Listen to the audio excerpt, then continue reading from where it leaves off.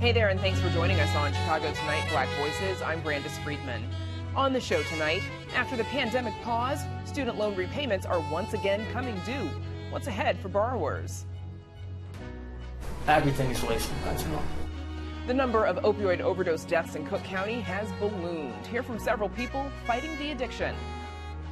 From one reverend to another, we meet the new leader of the historic Rainbow Push Coalition. As long as there's still festivals, summer's not over, right? We talk with the organizers of the upcoming Auburn Gresham Renaissance Festival and remembering the pioneering sailor, Captain Bill Pinkney. All that coming up, but our first story tonight, student loan payments are coming back. What borrowers can expect in the next couple of months, right after this. Chicago Tonight, Black Voices, is made possible in part by Fifth Third Bank and by the support of these donors.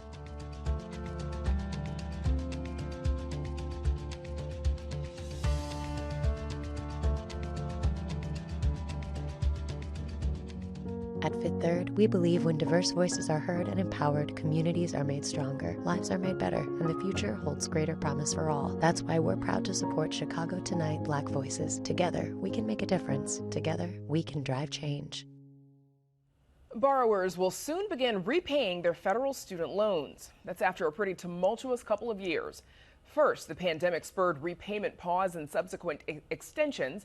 Next, the Biden administration's forgiveness program, and then the Supreme Court decision negating it.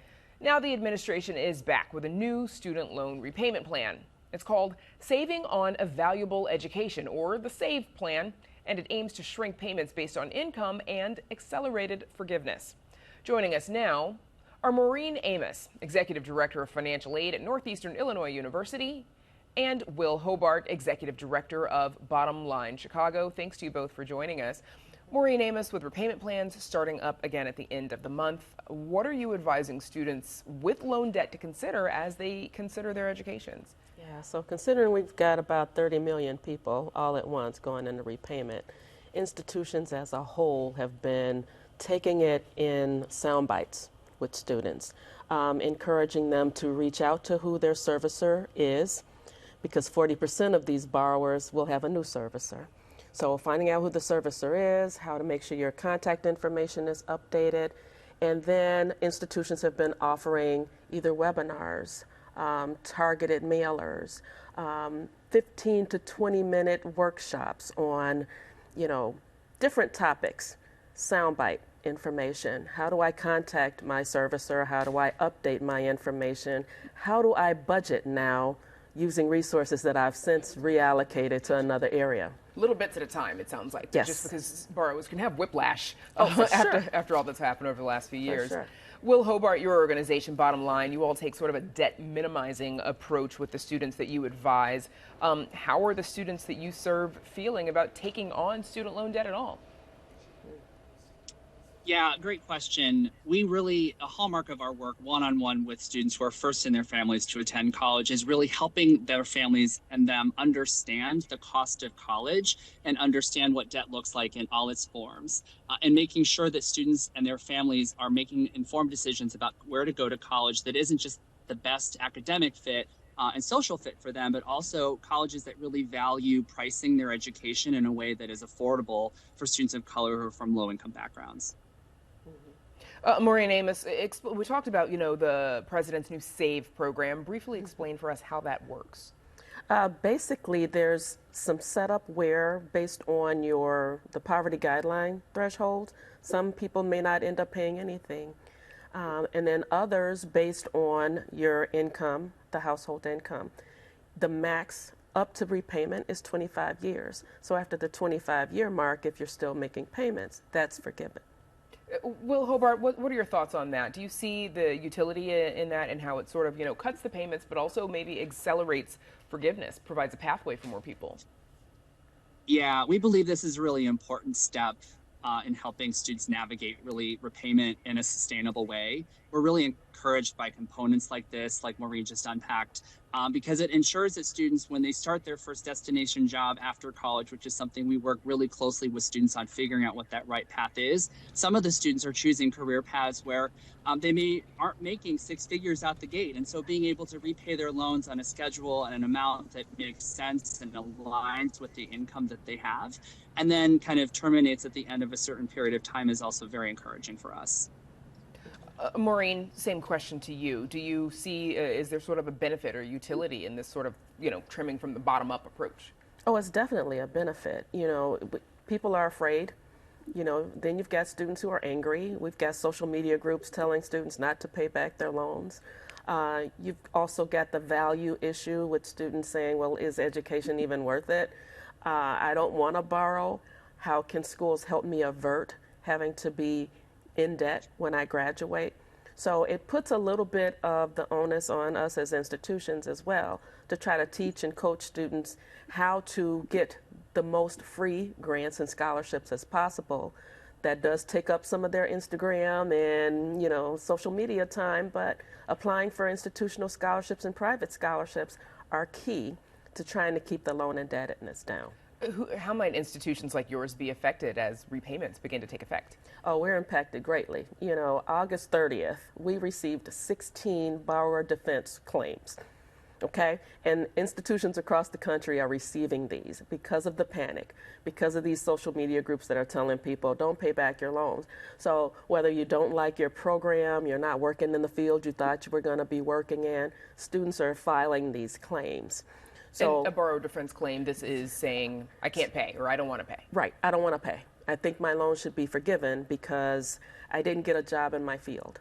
Or my school told me the cost was this, going back to what was mentioned by the other guest. My school told me the cost was this, but it ended up being this, so I ended up borrowing more. So schools are having to deal with educating students on a whole lot of levels, working with senior level administration, explaining what some of this means, because the communications go to the presidents as well as to the financial aid office, so we have to explain what that means to everyone. Will, what approach would you like to see the Biden administration take to make going to college more affordable?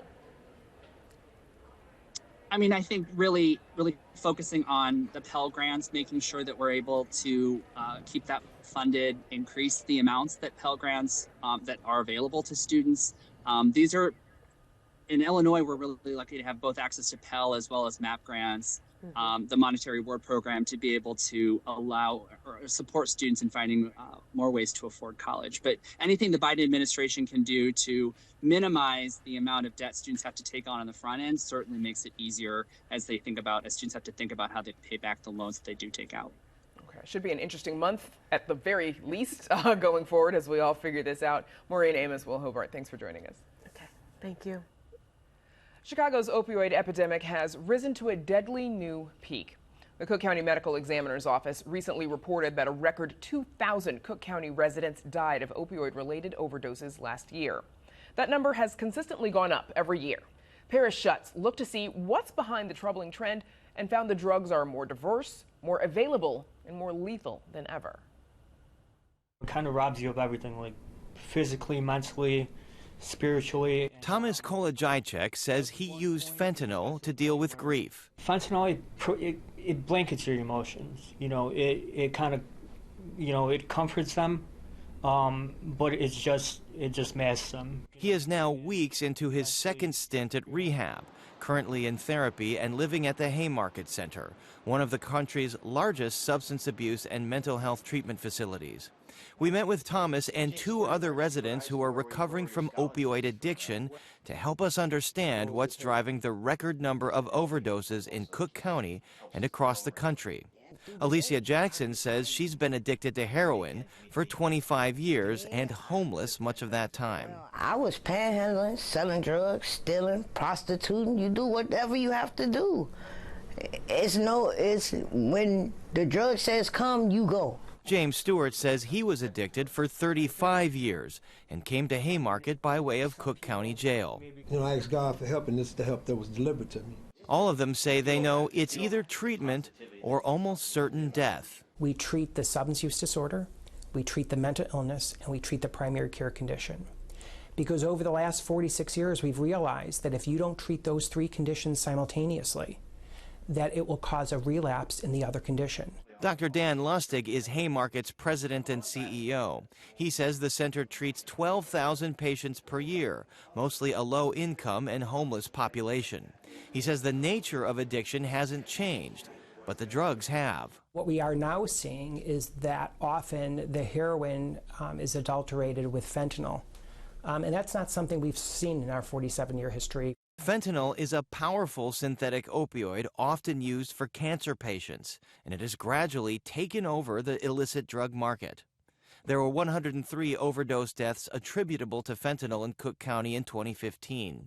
In 2020, that number shot up to 1,533, and last year set a record 1,825 deaths, according to statistics from the Cook County Medical Examiner's Office. That accounts for more than 90% of all opioid-related deaths in Cook County. Both locally and nationally, we're seeing the complete turnover of opioids as well as other drugs from organic to synthetic. Nick Rohde is executive director of the Chicago High Intensity Drug Trafficking Area, or HIDTA, a federal task force that assists law enforcement in fighting drug trafficking. He says cartels have stopped growing drugs and started making them in labs instead, before distributing to gang members and dealers on the streets. It's cheaper for them. It's more efficient as far as they don't have to worry about growing cycles, and their profit margins are tenfold. He says synthetics are in more than 99% of all illicit opioids on the market. And it's not just fentanyl. There are variations of the drug that he says are 100 times more potent, and an animal tranquilizer called xylazine that has recently emerged as one of the deadliest drugs. They used to be cut into heroin, but now they are everywhere. It's very unlikely you're going to buy a real Xanax pill or a real oxycodone. Most of them at this point that you're buying on the street illicitly are going to end up being fentanyl. It's weed, it's ecstasy, cocaine, crack, meth. Literally, I mean, I don't think there's any drugs anymore that, are just pure drugs. Everything is laced with fentanyl. That makes treatment more difficult for medical professionals like Dr. Stephen Axe, who is head of toxicology at Cook County Health. It's harder to predict, well, how much is the opioid and how much are the other things. The opioid we can treat with a reversal agent, naloxone, really well. But the more of the other stuff, the less effective our naloxone gets. According to law enforcement, the majority of the city's illicit drug trade still happens on the west side. On a recent weekday, we ran into the West Side Opioid Prevention Task Force, handing out naloxone, or Narcan, which can reverse an opioid overdose. We know that isolation breeds addiction, and so what we try to do is educate the people on how to use Narcan, and then, I won't say preach, but preach to them the importance of not using alone, always having someone with them. In the event that they go out, that person with them can possibly save their life. Dr. Lustig says he believes national drug policy will have to change before there's any hope of curtailing the opioid epidemic. There's more doors to prison than there are to treatment centers in this country.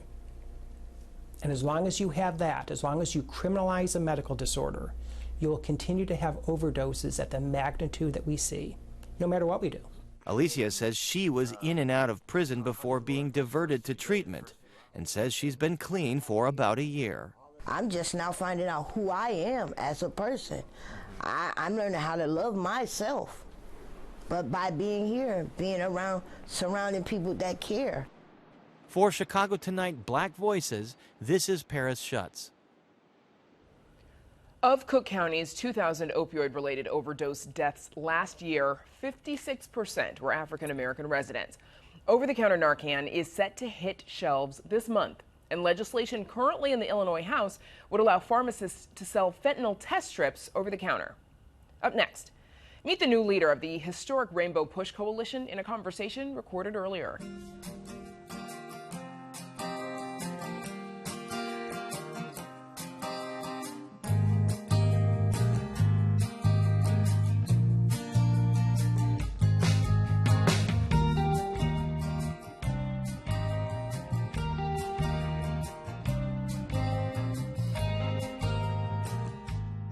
The Rainbow Push Coalition has its first new president in 5 decades.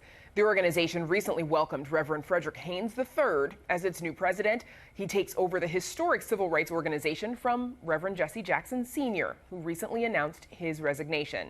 And joining us now is Reverend Frederick Haynes III, the new president and CEO of Rainbow Push Coalition. Reverend, congratulations. Thanks for joining us. And thank you so much for having me. I appreciate the opportunity, and thank you for the congratulations. So it's official. Let's start with what it's like for you to follow in the footsteps of a man like Reverend Jesse Jackson Sr. Well, I can say it is all inspiring. In some ways, it's intimidating. I think we all know that he is a living legend, an icon whose heroic deeds for over 6 decades have literally changed the world, our nation, and it's very hard to find an area of life that has not been impacted by this brilliant prophet, justice general. And so that's enough right there to be intimidating, but the fact that it is Jesse Jackson is also inspiring. And I also recognize that there's no way I could fill his shoes, and so I'm going to do all I can to stand on his tall and strong shoulders. Obviously a tough act to follow. What was it about this position that appealed to you? Well, first of all, in my own life, I have felt a strong calling to the movement for freedom and justice. My own ministry has reflected that. And then I've had the privilege of being a protege, as it were, of Reverend Jackson. I spent a lot of time with him. I've learned so much from him. I unapologetically say that one of my unofficial degrees is having studied at the University of Jesse Jackson. So even though this was not something I ever thought would happen or dreamt would happen, when he approached me about it, I had to be prayerful and reflective, and eventually I felt it was something in keeping with what I feel called to do. The University of Jesse Jackson, I'm sure it's had a number of students, yourself included. Tell us, you just mentioned it, about some of the community and social justice work that you have already done. Tell us about a little bit of that and how it will apply to this new role. Well, number one, Reverend Jackson has been well known for his pursuit of economic justice. And in our own work, we have stood against economic predators that have, preyed, targeted communities that were already suffering. We have testified before Congress in that regard. Reverend Jackson has also been known for his massive voter registration drives, and so we have been a part of that. But at the same time, we've done it in Dallas in a very specific way to our community. And with the voter registration, we've engaged in voter education and mobilization, getting out the vote. So those are just some of the areas that are real consistent with the work of Rainbow Push. And again, I could go on and on, education, but there's just been, having studied at the University of Jesse Jackson, I have to honestly confess, so much of his influence has informed and shaped my sense of ministry at the church. Tell us about some of your top priorities for Rainbow Push. You're in the job now. What do you want to get done immediately? Well, the beautiful thing is that Reverend Jackson has gifted us with a strong foundation that is also a blueprint going forward. And so we will, on the one hand, be engaged in responding to those injustice emergencies that pop up. Reverend Jackson has a track record of lending his moral authority to situations of injustice and healing those who have been victimized by the injustice, while at the same time confronting and challenging the perpetrators of injustice. So that is going to be a constant in our fight. As long as injustice is anywhere, we will find ourselves there. At the same time, Rainbow Push has a wonderful track record in fighting for economic justice, fighting against economic injustice in all of its forms. And so we'll continue that. And that's a broad stroke, of course, but it manifests itself in as Breadbasket began, all those years ago, over 50 years ago, with seeking not charity but parity, to quote Jesse Jackson, to make sure that corporations treat our communities and businesses right, that government procurement opportunities are something that are available and reflective of the population. Reverend Jackson has already mentioned that we're going to be on the case in Tulsa where a judge ignored the plight of those survivors of the trauma and terror there at Black Wall Street in 1921 and ignored the justice cry for reparations. And so we're going to Tulsa because we believe in reparations, especially for those who have survived such terror and trauma. And we'll be getting out the vote. So we're going to be doing what we've been doing. Before we're out of time, we've got about 20 seconds left. I understand that you're not planning to move to Chicago. How do you plan to split your time between the two cities, and what does that mean for the organization? Well, we see that Dallas will be a hub while Chicago will remain the headquarters. And so I will be back and forth between Dallas and Chicago. But also, as Reverend Jackson says, the fight for justice really is now in the South in a state like Texas. So Rainbow Push having a hub there will be vital. A national organization, which means we'll be seeing more of you here in Chicago. Reverend Frederick Haynes, thanks so much for joining us. Thank you so much. Back with more Chicago Tonight Black Voices right after this.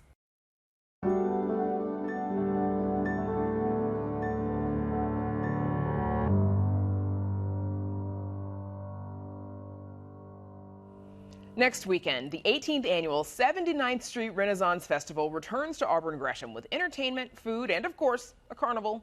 The festival's founders say it's a showcase for everything there is to love about the community they call home.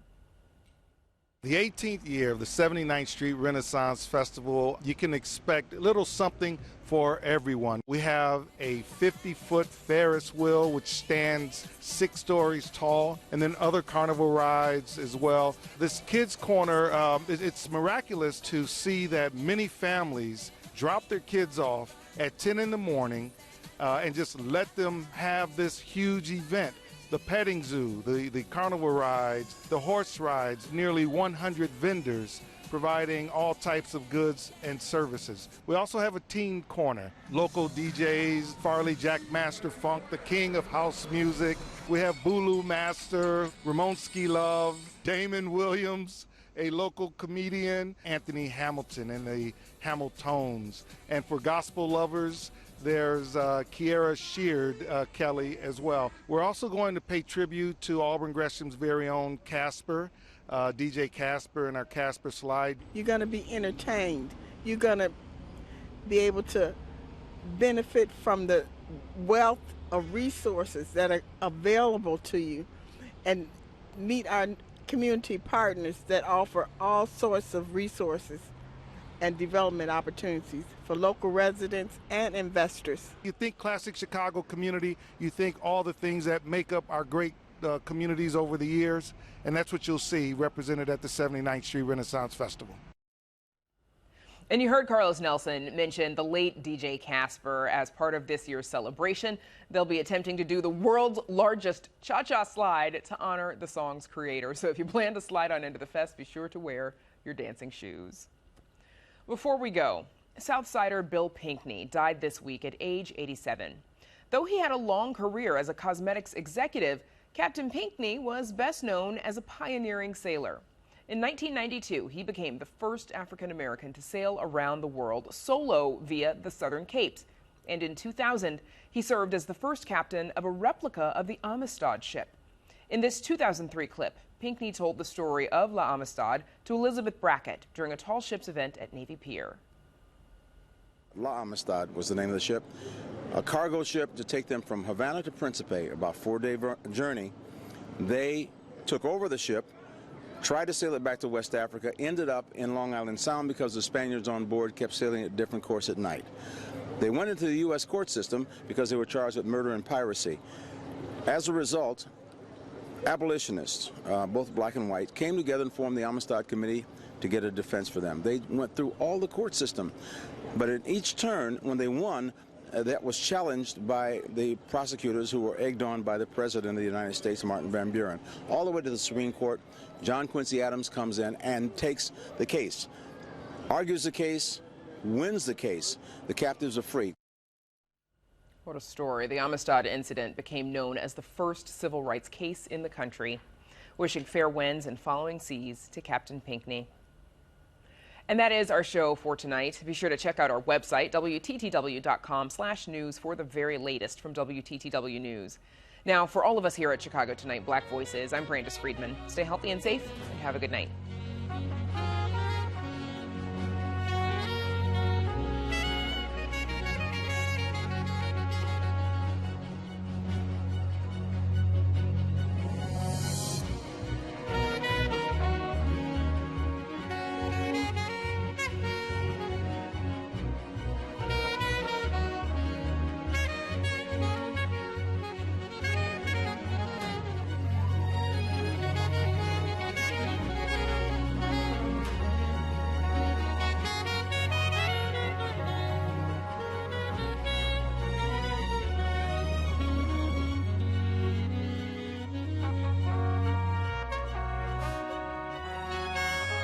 Closed captioning is made possible by Robert A. Clifford and Clifford Law Offices, a Chicago personal injury and wrongful death firm that is proud to be a multilingual law firm that provides translators for a variety of languages.